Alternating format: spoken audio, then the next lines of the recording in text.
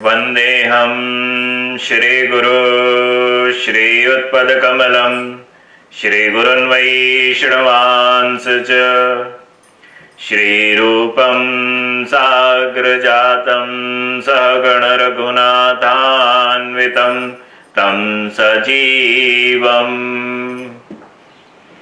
साद्वैतं सावधूतं परिजनसहितं श्रीकृष्ण चैतन्यदेवं श्रीराधा कृष्णपादान् सहगणललिता श्रीविशाखान्वितांस च। हरे कृष्ण कृष्ण कृष्ण हरे हरे, हरे राम राम राम हरे हरे।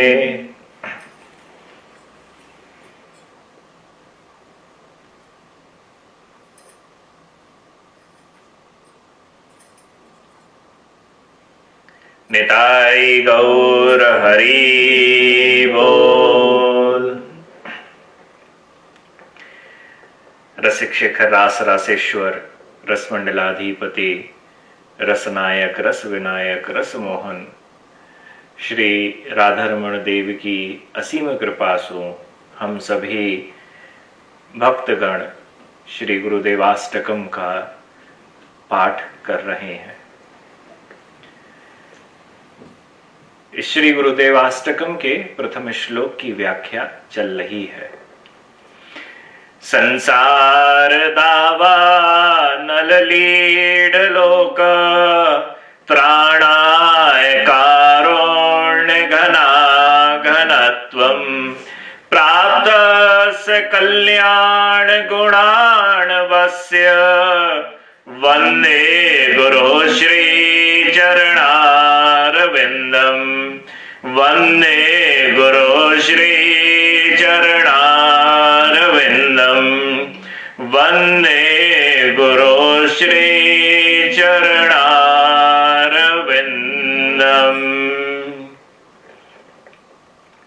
संसार दावानल लीड लोका त्राणाय कारुण्य घना घनत्वम, कि यह जो संसार में हम जैसे विषयी जीव जल रहे हैं, फंसे हुए हैं, आग सब तरफ से विषयों की लगी हुई है, और उस समय पर सद्गुरु रूपी बादल आते हैं जो कृपा रूपी जल को अपने अंदर, रस को अपने अंदर रखे हुए होते हैं, निहित होते हैं, और आकर वह अपनी कृपा की वर्षा हमारे ऊपर करते हैं। यह जो दावानल है, अब सबसे पहली बात यह होती है कि इस दावानल में हर कोई फंसा हुआ है। कोई भी किसी भी प्रकार का व्यक्ति क्यों ना हो, वह हर व्यक्ति फंसा हुआ है, हर उम्र का व्यक्ति फंसा हुआ है। तो यह गुरु की कृपा कब लेनी चाहिए? क्या गुरु की कृपा बचपन में ही लेनी चाहिए? क्या गुरु की कृपा यौवन अवस्था को प्राप्त करके, किशोर अवस्था को प्राप्त करके लेनी चाहिए? क्या यह गुरु की कृपा विवाह के पश्चात लेनी चाहिए, या यह गुरु की अवस्था प्रौढ़ावस्था पे पहुंच कर लेनी चाहिए? कब गुरु की कृपा हम लें? क्योंकि सबका अपना अपना दिमाग चलता है इस पर, तो सबको ये कहता है अरे अभी उम्र नहीं हुई है भक्ति करने की, अरे अभी उम्र नहीं हुई है गुरु को प्राप्त करने की। जब हम वृद्ध होंगे ना, तब जाके दीक्षा वीक्षा लेंगे और भगवान की भक्ति करेंगे। परंतु यह कैसी विडंबना है कि हम जानते हैं कि हम एकमात्र वैसे भगवान के द्वारा बनाए हुए प्रोडक्ट हैं जिनकी कोई एक्सपायरी की डेट नहीं होती है। ठाकुर जी ने ऐसा बना के दिया है कि तेरी बैटरी कभी भी डेड हो जाएगी। काल व्याल मुखाग्रासा, पद्म पुराण का यह श्रीमद् भागवत का महात्म्य प्रथम अध्याय कहता है कि हमारा जीवन कैसा है। बोले काल रूपी सांप ने अपने मुंह में रखा हुआ है, आधा बाहर है और आधा अंदर है। यह नहीं मालूम है, अभी तो काल की कृपा पर जी रहे हैं। अब ये नहीं मालूम है कि काल अपना मुख कब बंद कर ले और हम उसमें मर जाएं। परंतु हम सोचते जरूर हैं कि नहीं, अभी हम कहां मरेंगे, अभी हम कहां मरेंगे। तो यही बात, यही भावना जो है, यह भावना प्रहलाद के पास भी थी। प्रहलाद के मन में ऐसा था कि मैं एकमात्र गुरु की कृपा मुझको प्राप्त हुई जब मैं अपनी मां के गर्भ के अंदर था। प्रहलाद को गुरु प्राप्त हुए नारद देव, और जब नारद देव आए तो प्रहलाद मां के गर्भ में थे।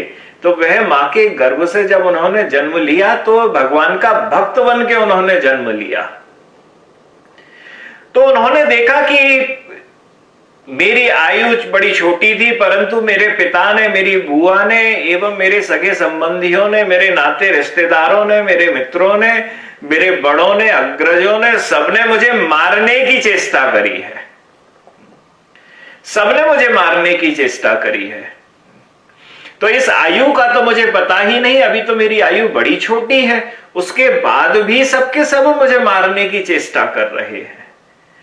तो इस बात को ध्यान में रखकर सप्तम स्कंद के 6 अध्याय के प्रथम श्लोक में असुर बालकों को अपने पास वह बुलाते हैं, और असुर बालकों को बुलाने के बाद वह भागवत धर्म की प्रथम शिक्षा देते हैं। कौमार आचरेत प्राज्ञो धर्मान भागवतानिह दुर्लभम मानुषम जन्म तदप्ये ध्रुवमर्थदम। क्या प्रहलाद जी कहते हैं, हे मित्रों, इस संसार में मनुष्य जन्म बड़ा दुर्लभ है। इसमें श्री विश्वनाथ चक्रवर्ती पाद ठाकुर अपनी टीका सारार्थ दर्शनी के अंदर कहते हैं कि व्यक्ति जब बचपन में छोटा होता है तो वो करता है कि अभी तो मेरे पास सोचने का भी कुछ ढंग नहीं है, मेरे पास तो मैं कुछ अपने जीवन का कुछ निर्णय ले सकूं यह भी मैं नहीं कर सकता हूं। मेरे माता पिता मेरे जीवन का निर्णय लेते हैं। तो छोटे में है वह यह सोचता है कि चलो कोई नहीं, अभी तो खेलने कूदने के दिन है। तब बात आती है कि फिर भक्ति वो कब करे। तो वह अगर कभी किसी कथा कीर्तन भक्ति करे कि अब यहां पे तो बोला है कौमार आचरेत प्राज्ञो धर्मान, धर्म को करना है, तो धर्म कौन सा करा जा सकता है। प्रथम बात आती है धर्म कौन सा करा जा सकता है। तो वर्णाश्रम धर्म तो करा नहीं जा सकता है। जब छोटे हैं तो 4-5 साल के हैं, 3 साल के हैं, आपसे बोलूं आप वर्णाश्रम धर्म अपने बच्चों से करवा सकते हो, जाति धर्म करवा सकते हो ना, जाति धर्म करवा सकते हो छोटे बच्चों से, ना वर्णाश्रम के कोई धर्म करवा सकते हो छोटे बच्चों से। तब श्री विश्वनाथ चक्रवर्ती कहते हैं कि यहां धर्म का अर्थ है भक्ति का धर्म, भागवत धर्म। अब यह है भागवत धर्म। अब इसके लिए आयु कौन सी सही है, इसके लिए आयु कौन सी सही है। तो वो यहां पर प्रहलाद महाराज कह रहे हैं कौमार अवस्था, जब बच्चे हो, छोटे हो, तभी सबसे पहले गुरु से दीक्षा ले लेनी चाहिए।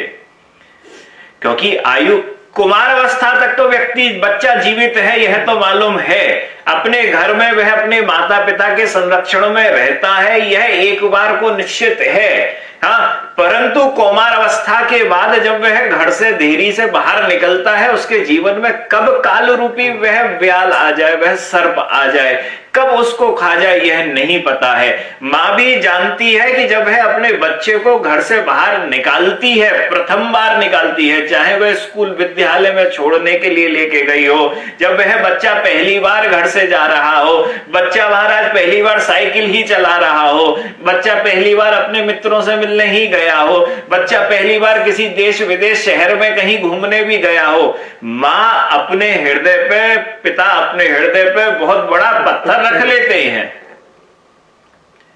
क्यों रखते हैं?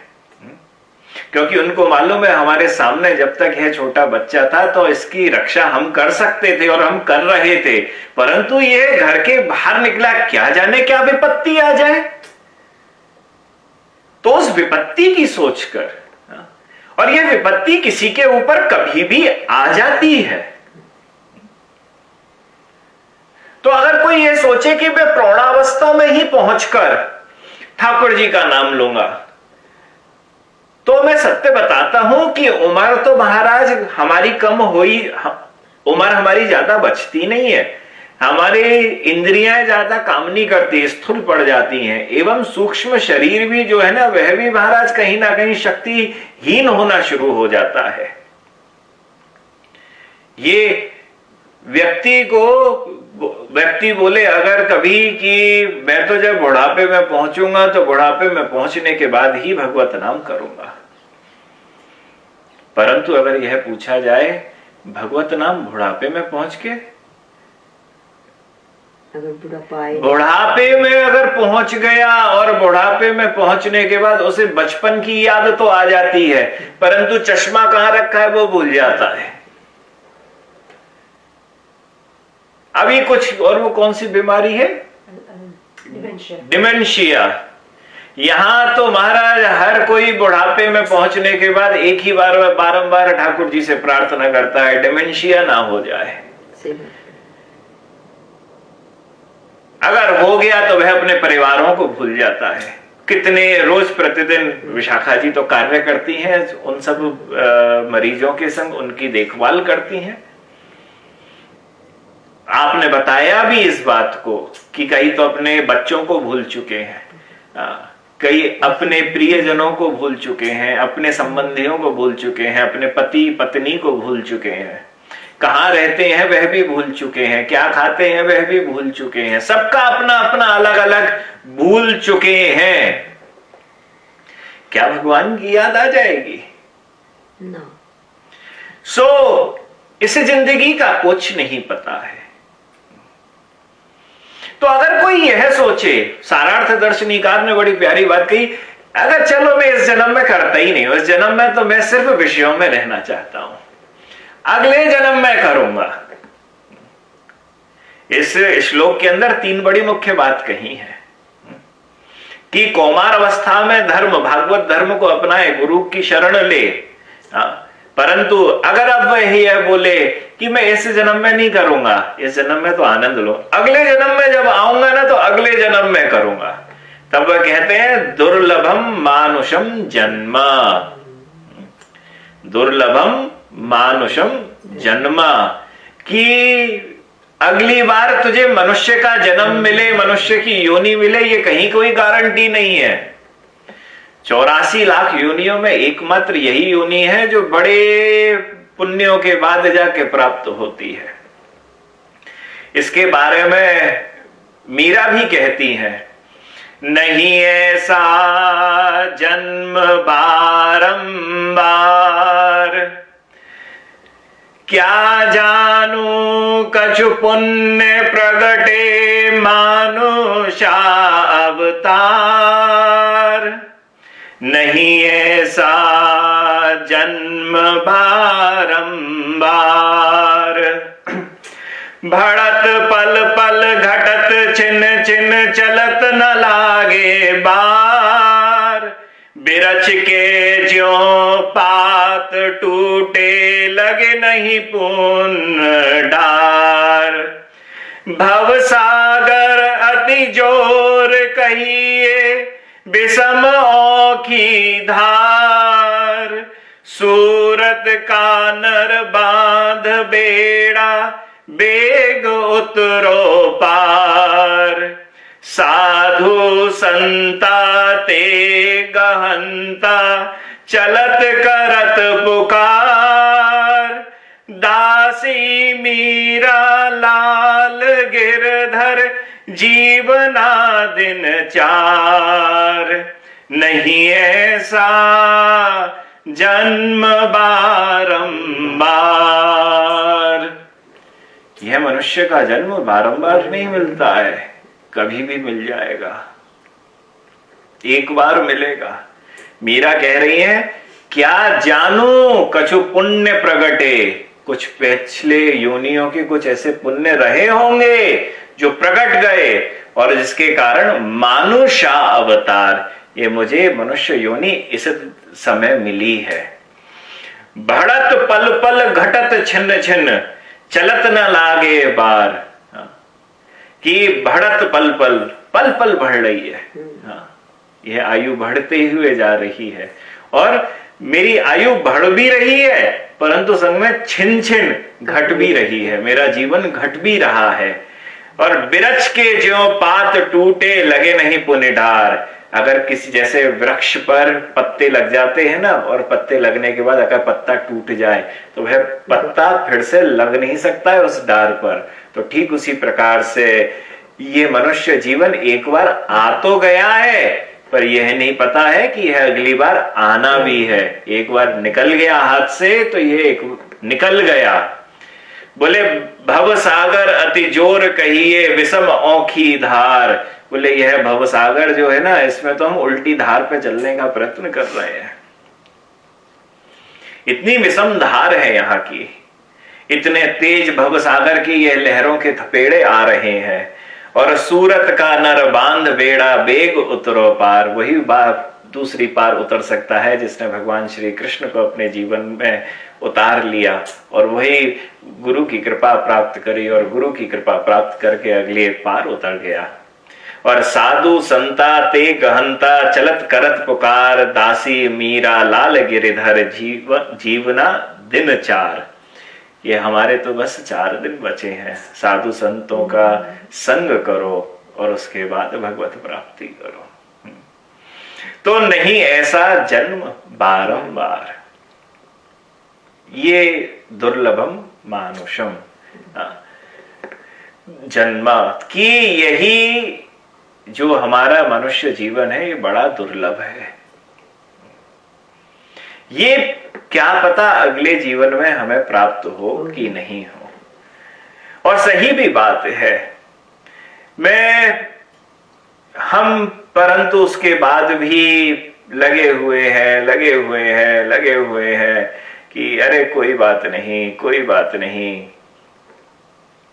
यह कि हमें अभी उम्र नहीं है हमें भगवत भजन करने की, गुरु की प्राप्ति करने की, परंतु गुरु की प्राप्ति बड़ी आवश्यक है।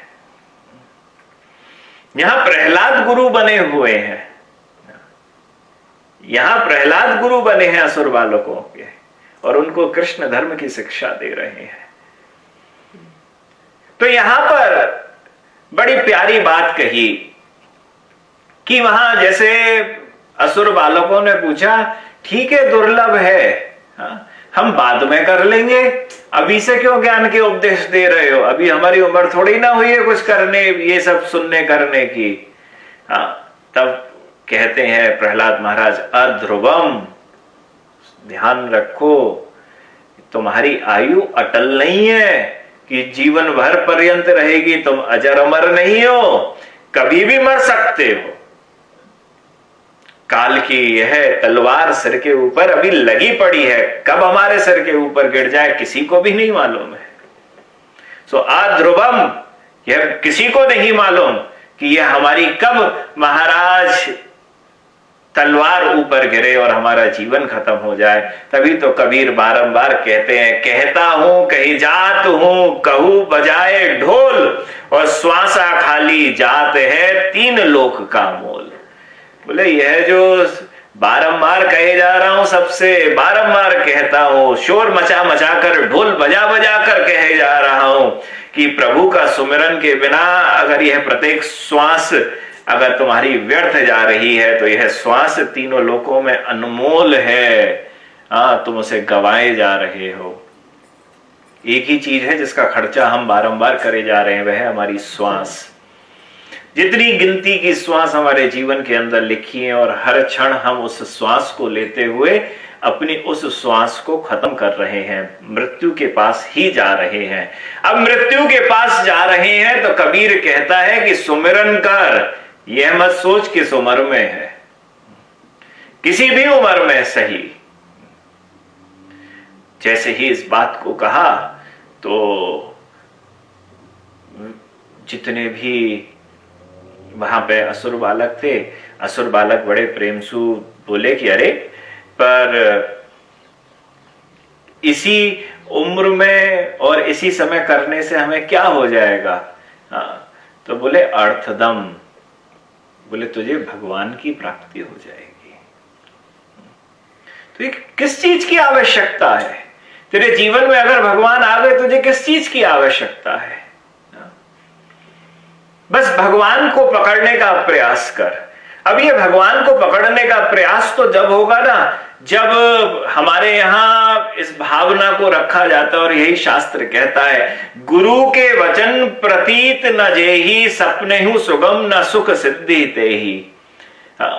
रामचरितमानस इस बात को कहती है कि गुरु वचन में अगर रति नहीं है, उनके वचनों में अगर प्रेम नहीं है, तो भगवान विश्वास होना बड़ा आवश्यक है, और बिना विश्वास के किसी व्यक्ति को सिद्धि ही नहीं हो सकती है। खूब सेवा कर ले परंतु सिद्धि कभी नहीं होगी।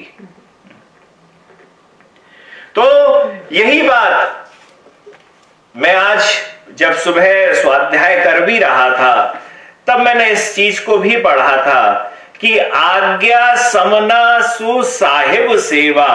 महाराज ठाकुर जी यहां तो गुरु के लिए यहां तक ये कहा हुआ है कि अगर आज्ञा को नहीं माना, गुरु आज्ञा को नहीं माना है, और पर साहिब की सेवा, भगवान की सेवा तुम तन मन लगा के कर रहे हो, धन लगा के कर रहे हो, सुबह से लेकर रात्रि तक कर रहे हो, उसके बाद में सपने हो सुगम ना सुख सिद्धि कोई ही, बोले वह सिद्ध नहीं हो सकती है सेवा। यह ज्ञान, यह गुरु, और गुरु की आज्ञा। गुरु की आज्ञा के अंदर तो विचार भी नहीं करना चाहिए। तो शास्त्र कह रहा है, यहां प्रहलाद महाराज कह रहे हैं, प्रहलाद महाराज बारंबार, यही समय है भगवत भजन का, कुमार अवस्था में ही गुरु की प्राप्ति कर लेनी चाहिए। कि एक बार नाम आ तो गया, भगवान का मंत्र आ तो गया, अरे वे भूले बिसरे कभी ना कभी जप तो लेगा, मुंह से बोल भी लेगा। तो अर्थदम, तो यहां पर विश्वनाथ चक्रवर्ती पाद जैसे भाव लेके आते हैं और कहते हैं कि असुर बालक पूछते हैं कि एक बात तो बताओ, क्या गारंटी है कि हमें भगवान मिल जाए? क्या गारंटी है कि भगवान मिल जाए? तो सारा अर्थ दर्शनीकार कहते हैं, अरे खट्वांग राजा को तो 2 घड़ी के अंदर अपनी सब राज्य को उन्होंने उससे वैराग्य ले लिया, और 2 घड़ी के अंदर वैराग्य लेते ही राजा थे और सब चीजों से वैराग्य लिया, और वैराग्य लेने के बाद बैठ गए, जैसे ही भगवत चिंतन करा मृत्यु हो गई और भगवत प्राप्ति हो गई। यही प्रश्न परीक्षित ने करा सुखदेव महाराज से, और सुखदेव महाराज ने यही उत्तर दिया था। परीक्षित ने पूछा कि भगवान यह तो बताओ, 7 दिन 7 रात्रि बची हैं, मेरा क्या हो सकता है, मुझे भगवत धाम मिलेगा कि नहीं मिलेगा? तब श्री सुखदेव महाराज बोले, राजा खट्वांग के बारे में बोले, और बोलते हुए कहा कि उसने तो 2 घड़ी में 48 मिनट में महाराज ठाकुर जी की प्राप्ति कर ली, सब वैराग्य ले लवा के। कई लोग कहते हैं 2 घड़ी महाराज जैसे 2 पल ही थे, कि 2 पलों के अंदर उसने सब चीज से वैराग्य लिया और जाके बैठ गया। ये वैराग्य तो आए, यहां तो इंद्रियों को महाराज सब तरफ से आके आक्रमण विषयों का हो रहा है। कोई बोले कि मैं तो बड़ा सुधरा हुआ हूं, पर मैं रजोगुणी हूं, भगवान का भक्त हूं। मैं तमोगुणी हूं परंतु भगवान का भक्त हूं। अच्छा है आप भक्त हो, परंतु आप अच्छी से अच्छी वस्तु को अपने विचारों से थोड़ा भ्रष्ट कर दोगे। जैसे बृहदारण्य उपनिषद के अंदर कथा आई है असुरों की। असुर थे, एवं वहां पर महाराज वह असुर को कहा जाता है असुसु इंद्रियेषु रमन्ते इति असुरः, जो अपनी इंद्रियों में रमण करता है वह असुर कहलाता है। तो वह असुर, यहां सब असुर ब्रह्मा के पास पहुंचे और जाने के बाद बोला कि ब्रह्मा, हम भी आपके पुत्र हैं, देवता भी आपके पुत्र हैं, देवताओं के तो बड़े मंदिर बना के पूजा करवाते हो, हमारी तो पूजा भी नहीं करवाते हो।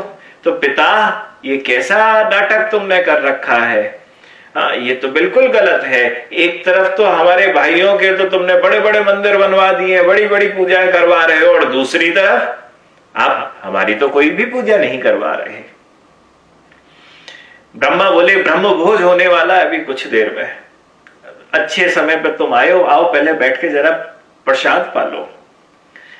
असुर महाराज सबके सब बैठ गए, आमने सामने दो पंक्ति लगी, तो दो पंक्तियों में असुर बैठ गए।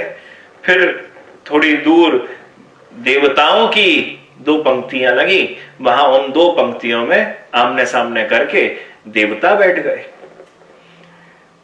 बड़ी स्वादिष्ट खीर परोसी गई,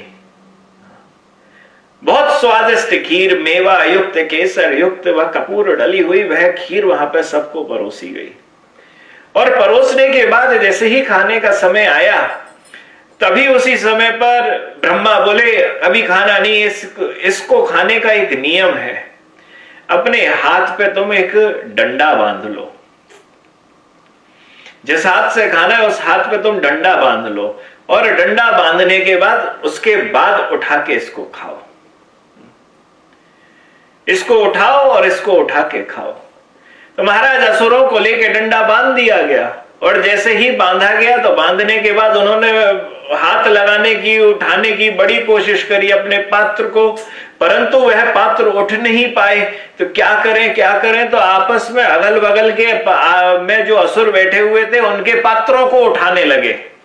तो वहां पे झगड़ा हो गया, वो बोले तूने मेरा उठाया, मैं इसका उठा लूं, मैं उसका उठा लूं। वहां पे महाराज एकदम सब एक दूसरे के कटोरों को, खीर के उन कटोरों को उठाने लगे, और उठाने के बाद सब खाने की चेष्टा कर रहे हैं। तो अपने हाथ को ऊपर उठाया, और हाथ को ऊपर उठा के महाराज अब मुंह के अंदर डालने की चेष्टा हो रही है। तो किसी का आंख में जा रहा है, किसी का बालों के ऊपर गिर रही है खीर, किसी के मुंह पे गिर रही है, किसी के कपड़ों पे गिर रही है, किसी के कंधे पे गिर रही है, किसी के सामने ही गिरती हुई चली जा रही है। तो थोड़ी सी मुंह में गई, परंतु सब कुछ फैला दी। दूसरी तरफ देवताओं को बांध दिया गया डंडा। देवताओं को बांधा, तो बांधने के बाद देवताओं से कहा कि अब अपने इस खीर को खाइए। देवताओं ने देखा आपस में, मेरे सामने कौन बैठा है, अच्छा ये देव बैठे हैं, बहुत अच्छा। उन्होंने उन्हीं का वह पात्र उठाया, और पात्र उठा के सामने महाराज उनको सामने जो देवता बैठे हुए थे, जैसे यहाँ पे वायुदेव बैठे हैं और वायुदेव के सामने अग्निदेव बैठे हैं, तो उन्होंने अग्निदेव का पात्र खीर का उठाया और अग्निदेव को खिलाने लगे खीर। वायुदेव अग्निदेव को खीर खिला रहे हैं, और अग्निदेव जो है वह वायुदेव का पात्र उठा के वायुदेव को खीर खिला रहे हैं। तो तमोगुणी और रजोगुणी के अंदर जब विषय मिल जाते हैं, तो वह कहीं ना कहीं भागवत धर्म में, भागवत अपने भागवतीय जीवन के अंदर कहीं ना कहीं अराजकता फैलाते हैं। चाहे वह किसी संशय के माध्यम से हो या हमारी गतिविधियों के माध्यम से हो, तो हमेशा ऐसा प्रयत्न करें कि हम सतोगुणी ही बने। सतोगुणी बनेंगे तो अपना भी भला करेंगे और अपने आसपास के लोगों का भी भला करेंगे। और अगर भला नहीं करा, भगवान खूब कोशिश कर लो, उसके बाद भी जन्म तो बांध ही गयो सिराई, जन्म तो बांध ही गयो सिराई, हरि सुमेरन नहीं गुरु की सेवा, मधुवन बस्यो न जाई, अब की बार मनुष्य देह धरी, कियो न कछु उपाई, भटकत फिर रहो स्वान की नाई, नैकु झूठ न चाही, कबहू न रीजहे लाल गिरिधरन, बिमल बिमल जस गाई, प्रेम सहित पग बांधी घुंघरू, सखियो न अंग नचाई, श्री भागवत सुनी नहीं श्रवणनी न कहू रुचि उपजाई, आनी भक्ति करे हरि भक्तन के कबहू न धोए पाई। अब हो कहा करो करुणा में कीजे कौन उपाई, भव सागर नाम निज नौका सूर ही लेहु चढ़ाई। जन्म तो बांधियो गयो सिराई, जन्म तो बांध ही गयो सिराई।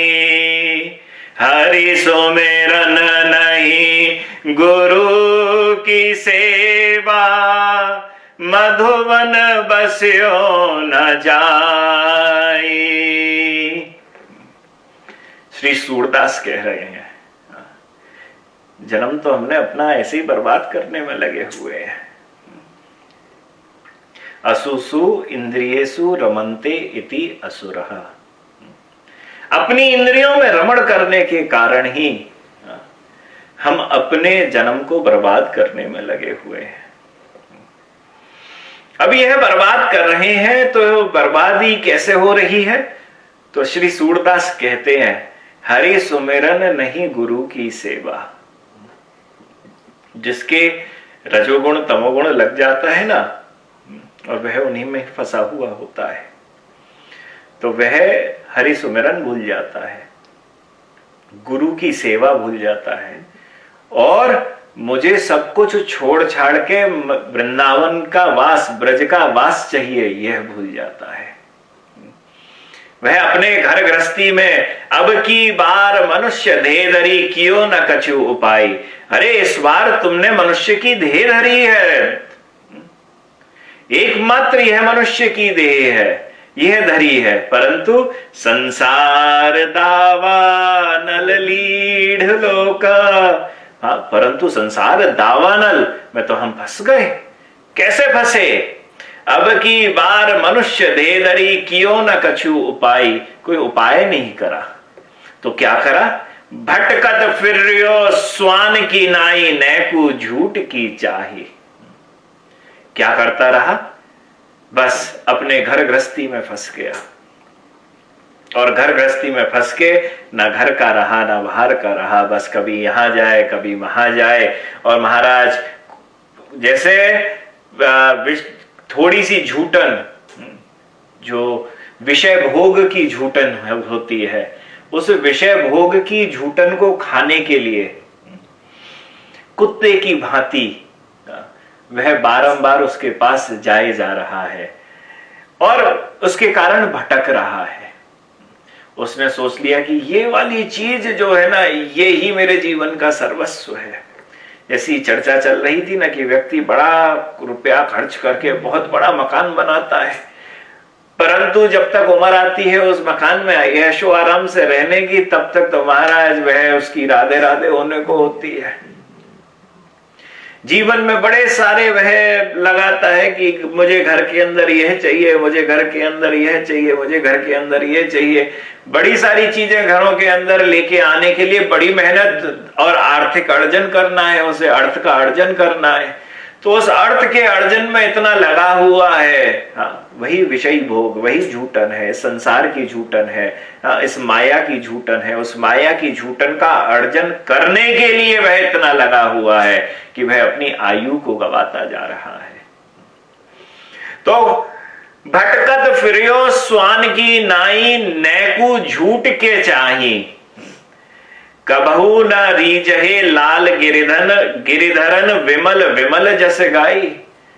वह भूल गया इन सब चक्करों के अंदर कि मुझे तो अपने ठाकुर का यश गाना है, यश गाने की याद नहीं है। तो कबहू न रीजहे लाल गिरिधरन विमल विमल जस गाई, प्रेम सहित पग बांधे घुंघरू सखियो न अंग न चाई। वह विषय भोगों से निकल के इतना भगवत प्रेम में नहीं हुआ कि वह सब कुछ भूल कर ठाकुर जी के लिए एक बार नृत्य कर ले, एक बार नाच ले। यह उसके लिए तैयार ही नहीं हुआ। फिर श्री भागवत सुनी नहीं श्रवणनी, न कहू रुचि उपजाई। अरे एक बार भी इच्छा नहीं हुई कि लाओ मैं भागवत सुन लूं, ये उसकी रुचि भी जागृत नहीं हुई। नहीं तो ठाकुर जी तो ये कहते हैं ना कि एक बार किसी को रुचि जागृत ही हो जाए तो ही ठाकुर उसके हृदय में जाके बैठ जाते हैं, जिसे भागवत सुनने का संकल्प ले लिया। परंतु यहां तो रुचि जागृत नहीं हुई है। तो आनी भक्ति करे हरि भक्तन के कबहू न धोए पाई। महाराज उसने कभी हरि भक्तों के गुरु चरणों के कभी चरणोदक उन अमृत का पान नहीं किया है, कभी भी उनके चरण नहीं धोए हैं। अब हो कहा करो करुणा में कीजे कौन उपाय।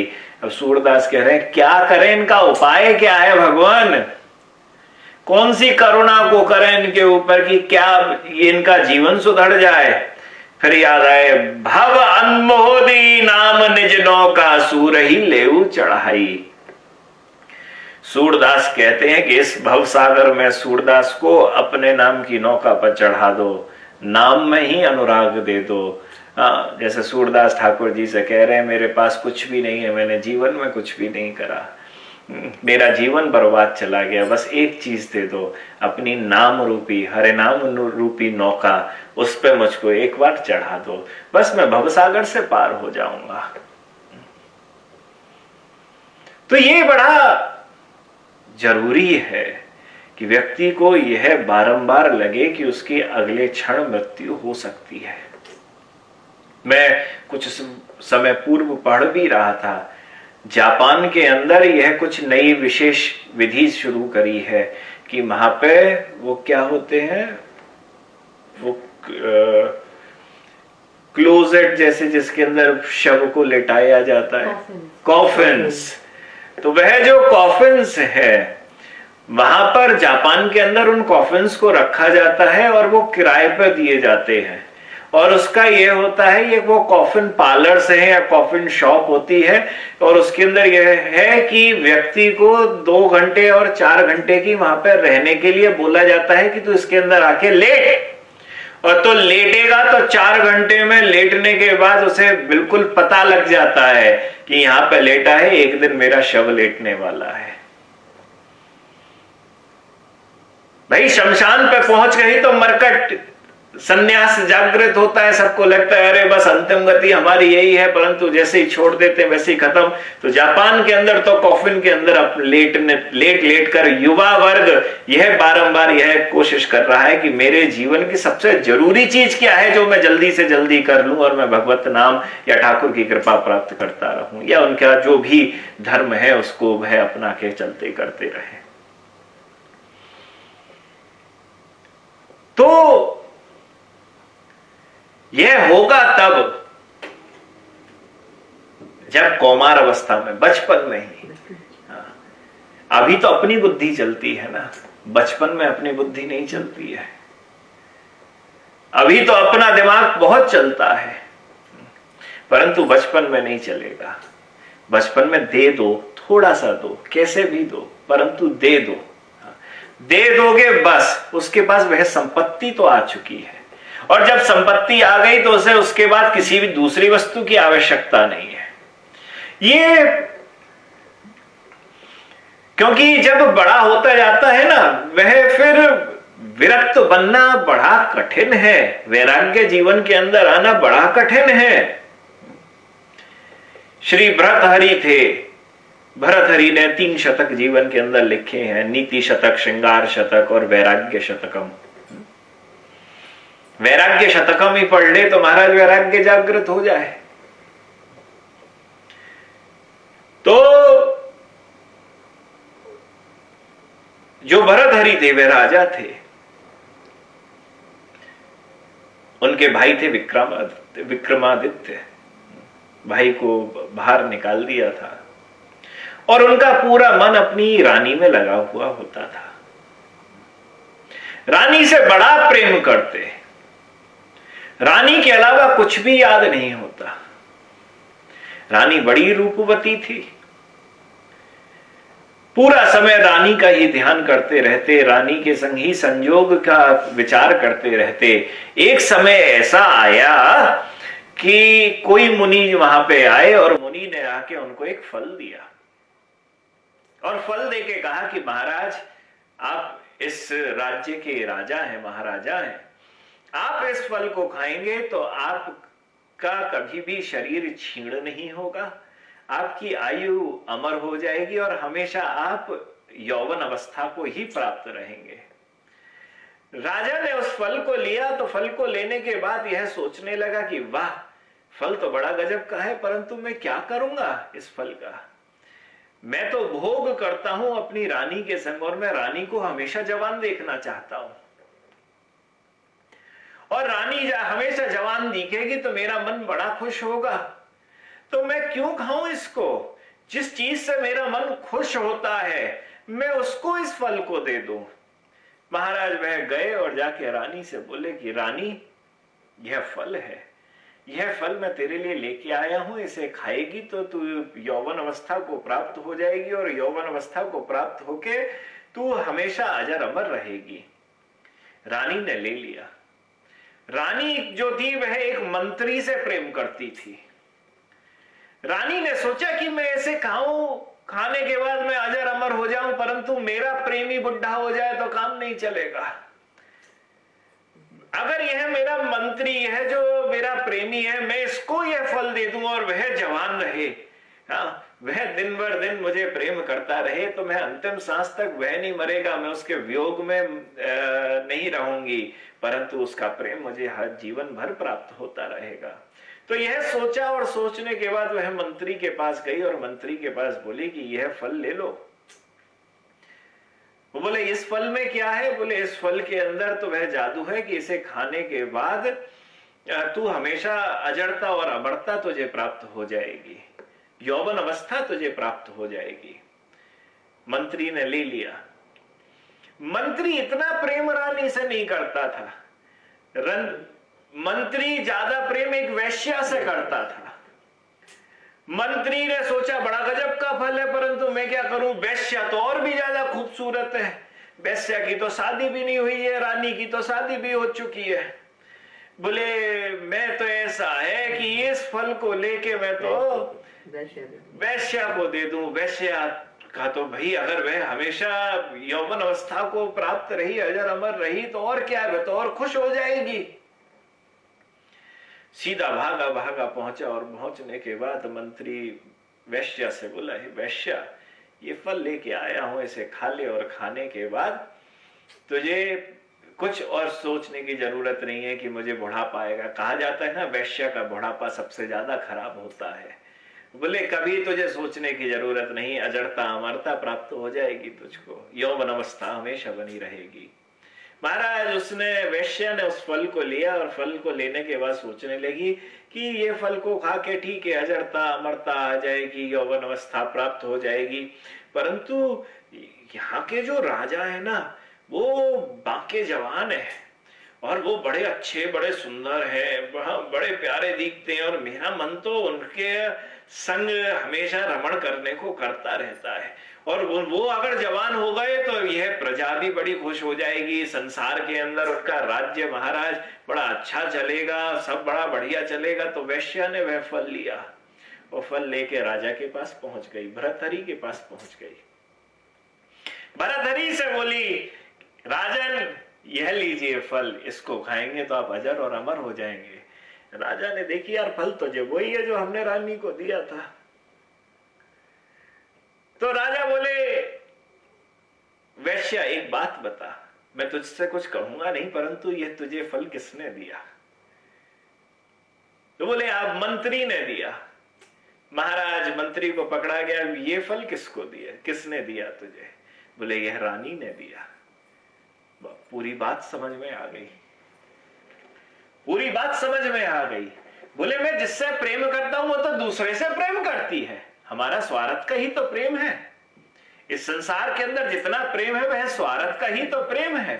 जब तक उस व्यक्ति के अंदर गुण रहते हैं, जो गुण हमें अच्छे लगते हैं, हम उससे तब तक प्रेम करते हैं, और जिस दिन वह गुण चले जाते हैं हम उस व्यक्ति से प्रेम नहीं करते हैं, या फिर हम गुस्सा करना शुरू कर देते हैं। तुम अब पहले जैसे नहीं रहे।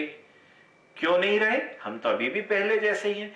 नहीं, वो गुण थे ना, जिन गुणों से आप प्रेम करते थे, वो गुण चले गए हैं।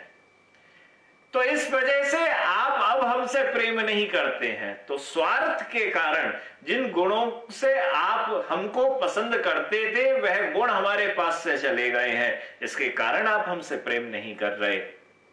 तब महाराज, याम चिंतयामी सततम मयि सा विरक्ता साप्यन्मिच्छति जन्म सजनोन्यसक्तः असमत्कृते च परितुष्यति काचिदन्या धिक्तांचा तंचा मदंचा इमांचा मांचा।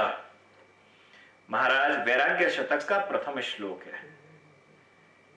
राजा भरतहरि ने सबको छोड़ दिया, वैरागी बन गए, और वैरागी बन के कहते हैं, जिसका चिंतन मैं निरंतर करता था और करता हूं, वो मेरे से विरक्त है, वो मुझसे प्रेम नहीं करती है, वह तो दूसरे में रत है, वह तो दूसरे से प्रेम करती है, और वह भी दूसरे की इच्छा करती है, और वो दूसरा किसी और की इच्छा करता है, उसमें आसक्त है, और मुझे पाने की कोई दूसरी इच्छा करती है।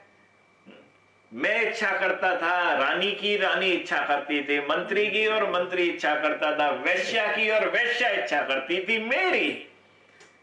धिक्कार है उसको, धिक्कार है इसको, धिक्कार है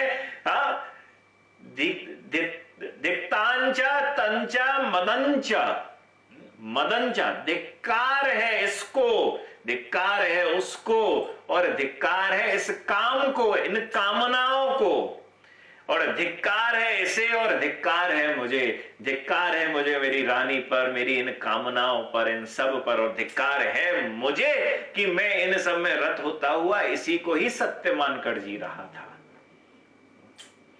तो धिक्तांचा तंचा मदंचा इमांचा मांचा, धिक्कार है, सबको छोड़ता हुआ महाराज भरतहरि ठाकुर जी के भजन में लग गए। बाबा गोरखनाथ से उन्होंने दीक्षा प्राप्त करी उस परंपरा में।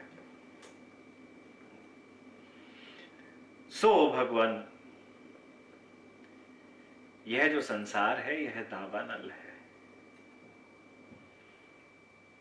और इस दावानल के अंदर ये जो गुरु की मेघ रूपी जो बरसती हुई प्रेम रस की कृपा कब प्राप्त हो करनी चाहिए? हर एक के ऊपर तो नहीं होती है ना, उसी के ऊपर होती है जो गुरु पदाश्रय प्राप्त कर लेता है। तो यह गुरु पदाश्रय कब प्राप्त करना चाहिए? तभी श्री प्रहलाद जी इसी बात को कहते हैं कि कौमार आचरित प्राज्ञो धर्मान भागवता नेह। बोले, जब तुम कौमार अवस्था में हो, उसी समय भगवत भजन का प्रण लेकर जाओ और गुरु चरणाश्रय प्राप्त कर लो। जब यह गुरु चरणाश्रय प्राप्त कर लोगे तो हमारे संसार में, मतलब मेरे जीवन के अंदर जो अग्नि, दावानल अग्नि से आग, विषयों की आग लगी हुई है, इन इंद्रियां जल रही हैं उसमें, वह सब की सब गुरु के प्रेम रस से, उनके द्वारा कृपा रूपी उस प्रेम रस से वह सब की सब बंद हो जाएंगे। तो यह जो कृपा है, यह कृपा तो प्राप्त करनी है, और सत्यता तो यह भी है कि गुरुचरण की प्राप्ति करी, और गुरुचरण की प्राप्ति करने के बाद गुरु ने जो जीवन में हमको इस भवसागर से पार करने का, एवं हमको जो इस दावानल की अग्नि को शांत करने का जो एक उपाय दे रखा है, वह हरिनाम गुरु मंत्र, उसको बारंबार उसकी आवृत्तियां करते रहें, उसकी आवृत्तियां करते रहें, उसकी आवृत्तियां करते रहें, क्योंकि आग भी लग रही है और वर्षा भी हो रही है। अब यह है कि आपने कितना प्रयास करा है। आग को बुझाने का प्रयास भी तो उसी तेजी से होना चाहिए जिस तेजी से आग लग रही है। अगर आग ज्यादा तेजी से लग रही है और मैंने उसे बुझाने का उपाय कम करा है, तो आग बुझेगी क्या? नहीं बुझेगी। आग लग रही है, भर के लग रही है, परंतु आप भी द्रुत गति से लग चुके हो, भाग के लग गए हो। चारों तरफ से गुरु के उस प्रेम रस ने की वर्षा जो गुरु कर ही रहा है, परंतु उस प्रेम रस की वर्षा में अपना साधन, अपना निरंतर जप, अपना निरंतर स्मरण, लीला स्मरण चल रहा है, वही तो उस अग्नि को बुझा देगा। गुरु के द्वारा दी हुई संपत्ति, मतलब वह बिल्कुल जैसे गुरु तो मेघ रूपी बन के ऊपर आया है, परंतु नीचे तुम्हें फायर ब्रिगेड वाला बना दिया है, पानी का पाइप दे दिया है, प्रेम रस का पाइप दे दिया है, बोले से छिड़क दे जहां भी तुझे जितना छिड़कना है, पर इतनी तेजी से छिड़क कि तेरी तरफ यह आग नहीं और आगे बढ़ पाए। तभी गुरु की आज्ञा को मानता हुआ गुरु का पदाश्रय प्राप्त करके भजन करे, उसे कृपा प्राप्त हो जाएगी। अब आगे की चर्चा कल करेंगे। जय जय श्री राधे श्याम।